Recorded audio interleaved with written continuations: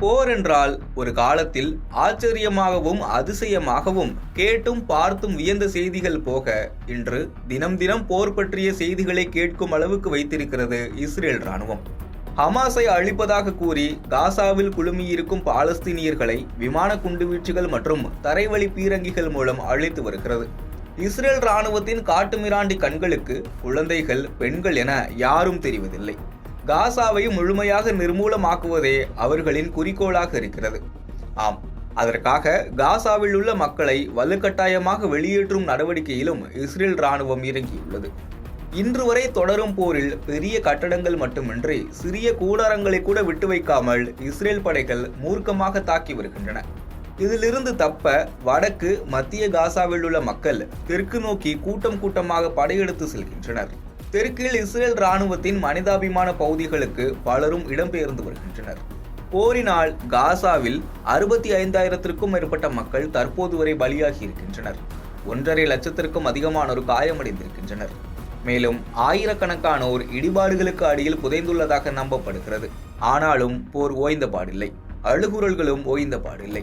மேலும் காயங்களுடன் உயிர் பிழைக்கும் நபர்களையும் குழந்தைகளையும் காப்பாற்ற வைப்பதற்கு மருந்துகளும் மருத்துவ வசதிகளும் இல்லை. அனைத்தையும் சுக்குநூறாக்கி வருகிறது இஸ்ரேல் ராணுவம். எங்கு பார்த்தாலும் கட்டடச் சுவர்களே உடைந்து நிரம்பி கிடக்கின்றன. இதற்கிடையே காசாவில் உடனடியாக போரை நிறுத்தவும் பாலஸ்தீன அரசை அங்கீகரிக்கவும் பிரிட்டன், ஆஸ்திரேலியா, கனடா உள்ளிட்ட நாடுகள் ஆதரவு கரம் நீட்டியுள்ளன.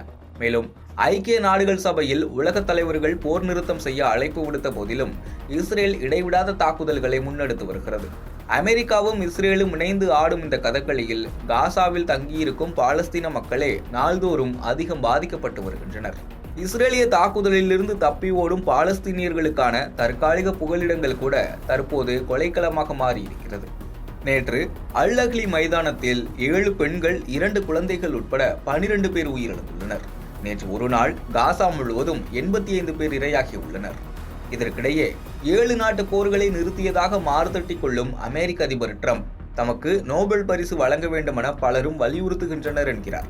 ஆனால் பிரான்ஸ் அதிபர் மேக்ரானோ காசா போரை நிறுத்திவிட்டு நோபலை பெற்றுக்கொள்ளுங்கள் என்று சொல்லும் அதே வேளையில் அமெரிக்கா இஸ்ரேல் மீது அதிக செல்வாக்கை கொண்டுள்ளது என்பதை ஒப்புக்கொள்ளவும் தவறவில்லை. காரணம், அமெரிக்காவின் ஆதரவால் தான் இஸ்ரேலை இப்படி ஆடி வருகிறது.